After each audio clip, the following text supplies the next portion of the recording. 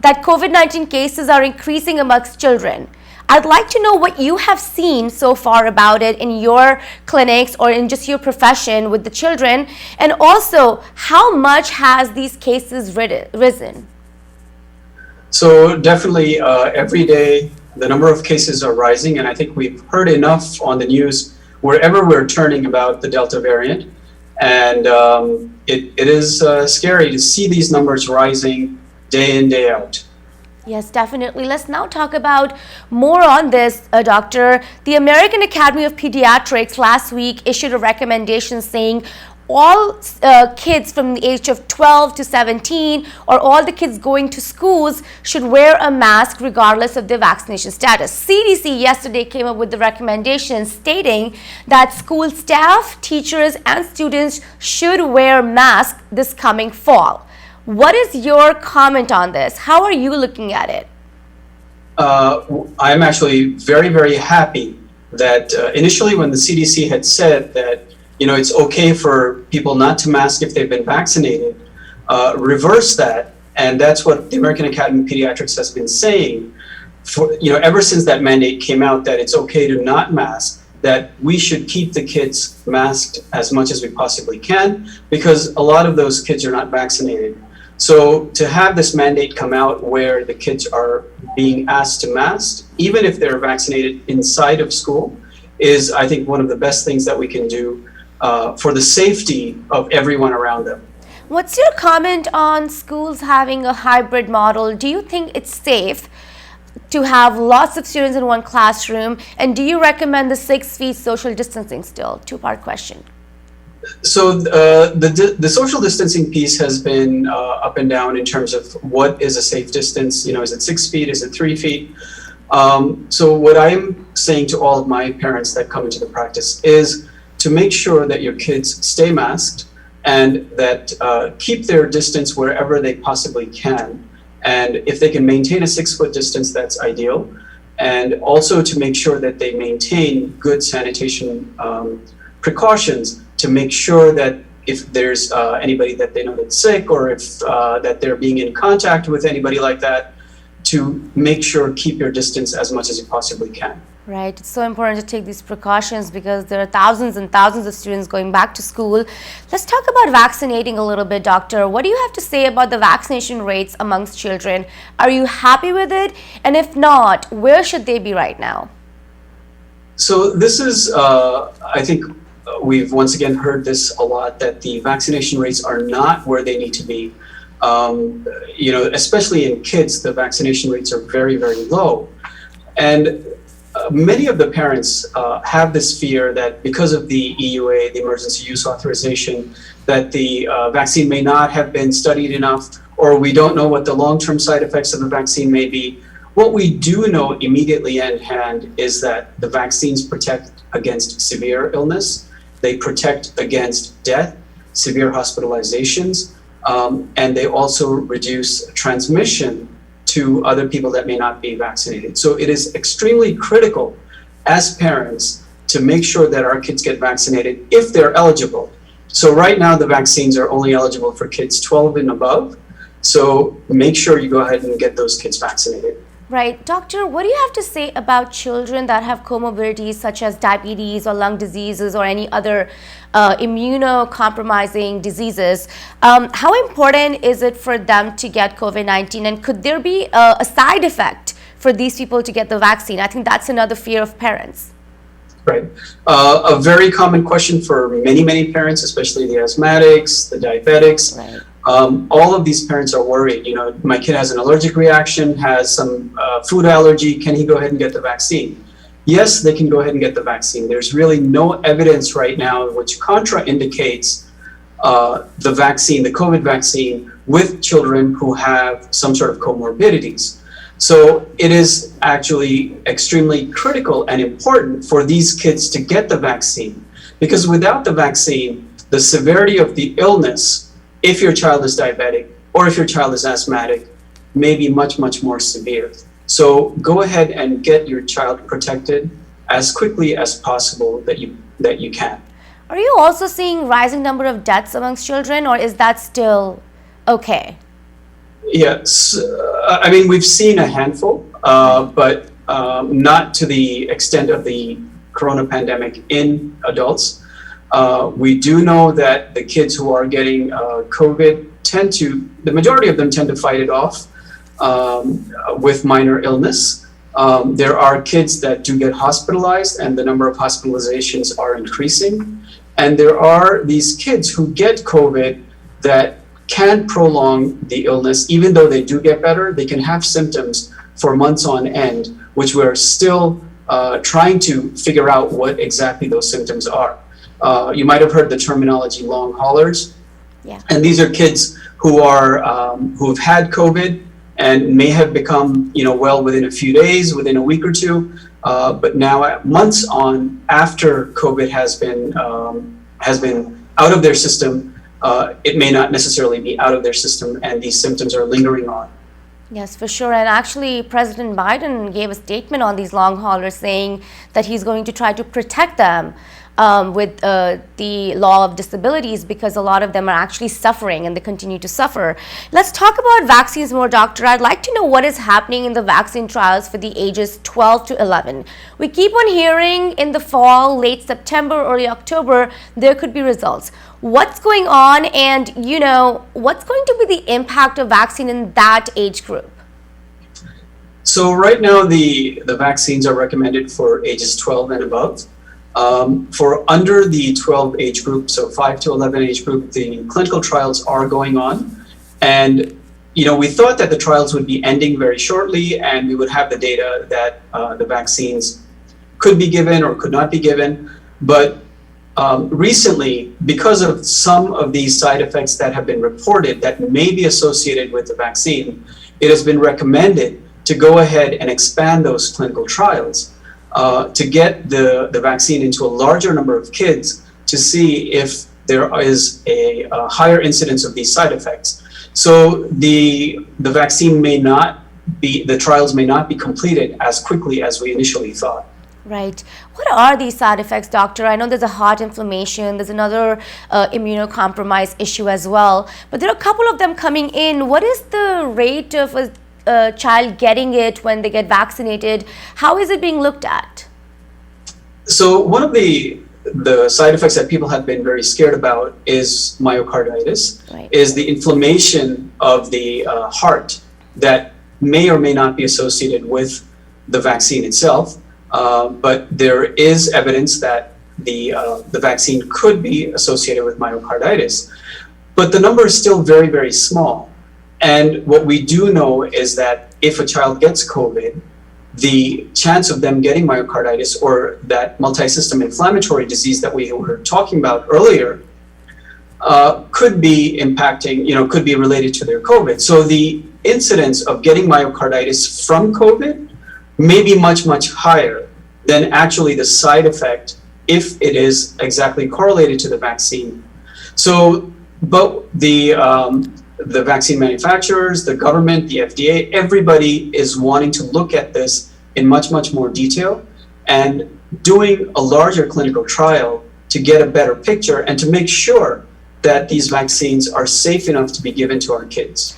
Do you think the risks are outweighed by the benefits of this vaccine for children? Of course not, not at all. So right now, the amount of side effects that we have seen are almost negligible or minuscule to the amount of the impact that the disease can have. And we've seen that over the last year and a half. Right, for sure. Let's now talk about 6 months to 2 years old, Doctor. Again, there are some clinical trials that have started for that. We're also hearing there would be a lower dosage of the vaccine for these. So my question to you is, they are at such developmental age. Is it safe to give them these vaccines? And also, what will be the side effects that you are expecting out of them? So once again, I think this is still very, very new, and we're still researching, and we don't have enough information.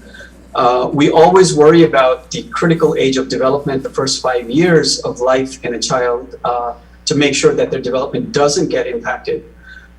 So the vaccine, they may be starting out at a smaller dose, but over time, they may need to get a higher dose or the adult dose. These are all unanswered questions which we don't have answers to, but if you look at in parallel, a lot of people correlate this to the flu vaccine. Right. Until recently, the flu vaccine was being given at a lower dose, half the adult dose. But a few years ago, once enough data was there, enough research was there, they felt that the dose should be what the adult dose should be. So I think this is all very, very new to us, and nobody can give you the exact answer on this. And we'll see over time. But right now, what we do know is the vaccines that are out there are highly protective against severe illness, and it is extremely important for us to make sure that anyone who's eligible for the vaccine does get the vaccine right away. Doctor, I have to ask you, amongst Black and brown communities, we have seen them get disproportionately affected by COVID and also get affected by the COVID vaccine distribution. Have you seen that at all in your practice or around you? What are you hearing? So vaccine distribution now, obviously the health disparities that you're talking about, or the disparities in care should not exist because of the widespread availability of the COVID vaccine that's out there. In terms of health disparities, that how COVID affects the different communities, we do know that in the brown and African American communities, the impact of the disease is much, much more severe. We don't have enough information as to why that is, but we do know that disproportionately much more severe disease, much higher death rates, much more morbidities in the colored community as opposed to the non-colored community. Right. So we would strongly encourage all of our viewers to make sure that they get the vaccine. And if we look at our brown community, we have a much higher incidence of diabetes or being at risk for metabolic disorders, which puts us at much more complication rates with COVID. And as we know, that the relationship between diabetes and COVID is not a relationship that we want to see. Yeah. So being a South Asian, it puts it as much, much higher risk for developing complications with COVID. Yes, even the more reason for our viewers to get their children vaccinated. Doctor, there are many required vaccines for children, especially when they go through school or college. Do you think COVID-19 vaccine should become a required immunization for them? At the present time, yes. Okay. Down the line, when we have more research as to what's happening with the pandemic, how the coronavirus is evolving, we can definitely change that. And as you might know, many of these establishments, workplaces are making this mandatory. Some schools, colleges are making this mandatory. And at this present time, I think that is the call to action. Right. What are the chances of getting COVID-19 after a child is vaccinated, according to you? What we do know is that you can still get or harbor the COVID virus, but in terms of the severity of getting the illness or getting symptoms from the virus is very, very low. What we do know also is the transmission to unvaccinated people is there, so that puts them at risk as well. And what we do know is the Delta virus that we are hearing about, which has originated in South Asia, is highly, highly transmissible. So some people say actually about 1,000 times more transmissible to somebody who's unvaccinated. So it's not just protection for the kid, it's for protection for everyone around the child who is in contact with that child. Right. You just mentioned Delta variant. How dangerous could it get for children, doctor? For children, it would be as any other coronavirus variant that we've seen out there. We don't have enough information as to the severity. What we do know is that if kids get the coronavirus and if they're not vaccinated, they do get symptoms. Some of them may get hospitalized. There have been deaths that have been reported with it. There has been multi-system inflammatory disease that's been reported with it.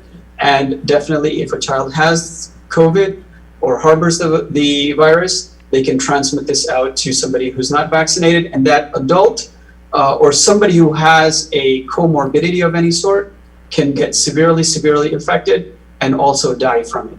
Wow, so it's again so important to get this vaccine and get that going and protect our children.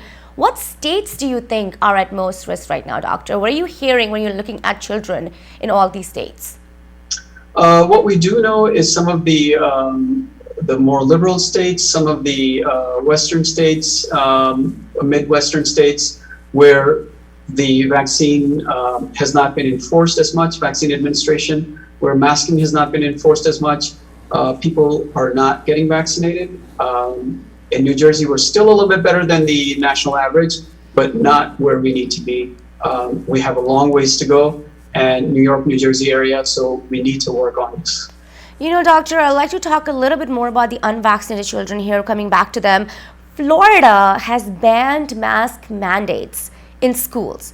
So even if the school wants to do it, they are not allowed to. How does that make you feel personally as a pediatric specialist? How dangerous could that be? I would be extremely scared to send my child to that school. I would not want my child to be there. So I think those mandates that have been passed out by certain states will get reversed now that the CDC has said that the mask mandate should be back. And I hope that we can knock some sense into some of these states that are not enforcing the masking and the vaccination. Right. A lot of kids right now are in summer camps, they're in summer schools, they're doing different activities that are indoors too. Some of them are not masked. Do you think that should change, at least right now, especially after the CDC came up with this recommendation?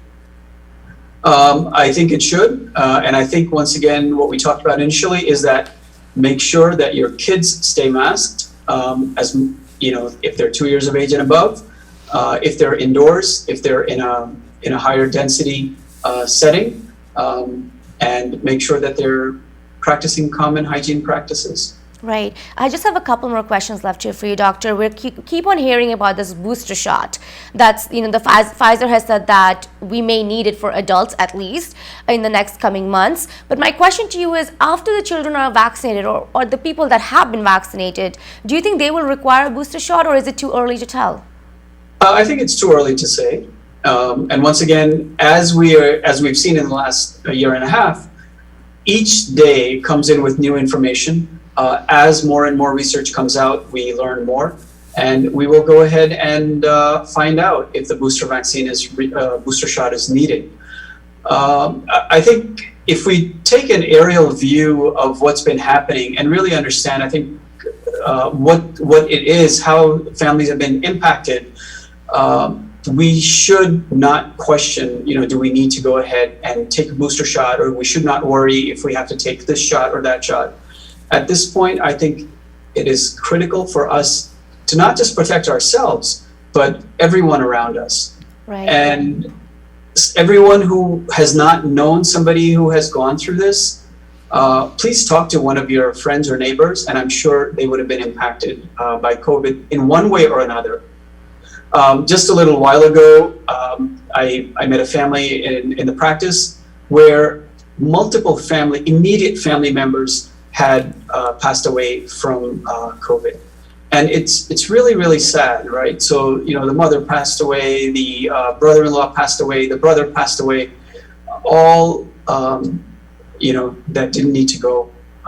So please go ahead and pay attention. Let me ask you something. CDC is forecasting a huge number of cases coming in the coming weeks. They're going to see a huge uptick in cases. We're even hearing it could be about 200,000 cases a day. What is your prediction for children in all of this, at least for the next 2 months? I think the numbers will include the children because they are unvaccinated. They are going to be in school. They are going to get exposed. And it's hard to say what the numbers will be. But we are extremely scared for the fall, because what we have also seen is in the summer months, the viral spread may be much less, and you know, we're outside, the virus population might be much less, right? But come fall, come winter, when everybody's indoors, the viral load increases and the transmission increases. So we are extremely scared in the medical community as to what will happen in the fall if we don't take the precautions right now. Right. What could be the worst case scenario for fall? What is your biggest fear? The resurgence of another variant that's much, much more aggressive, or the actual spread of this virus, and the people that are unvaccinated, dying left and right. Right. And I'm sure you and many of us in the community viewers have heard the term that the epidemic of the unvaccinated that we're seeing at this point. Two more questions left for you. Do you think these unvaccinated children could infect their vaccinated parents? They can, but what we know is that if the parents are vaccinated, their chances of dying from COVID or being hospitalized is much, much, much, much less, almost negligible. So 99% of them will do well if they're vaccinated, and if they're unvaccinated, the chances, God only help them. What kind of measures can these parents take in their households with unvaccinated children? So one of the things this is common precautions for all kids. I always tell my parents is when the kid comes in from school, make sure you go ahead and have them take a shower. Make sure that they don't put their hands through their mouth. Make sure you change their clothes, wash them off, and then go ahead and let them go on with their daily routine. Oh, wow. So, yeah. So I think letting them have those common hygiene precautions, sanitary precautions, are going to help reduce the spread of the virus. Finally, my last question to you. What do you say to hesitant parents? We've even seen that in the South Asian community. What's the message to them? Please talk to your healthcare provider to dispel your beliefs or your misbeliefs that you may have. If you're reading online, or if you're hearing from friends about this side effect or that side effect, that may not be correct, and why you're scared of the vaccine, please do talk to your healthcare provider, because I think they can give you a lot of good insight and information. If you are scared and you're not scared of COVID, please talk to a family member or a friend who has gone through it in this pandemic and wake up to reality. Yeah. It's very, very scary out there, even though, in the summer now we've been out there traveling, everything seems to normalize. The big fear is around the corner might be this lurking doomsday sort of a picture that might be there. So go out there and get educated in the right manner and get your kid vaccinated if they're eligible. Yes, vaccines.gov is the website to get all the information on COVID-19 vaccine and also register your children if needed. Dr. Mehrotra, thank you so much for your time today on ITV Gold.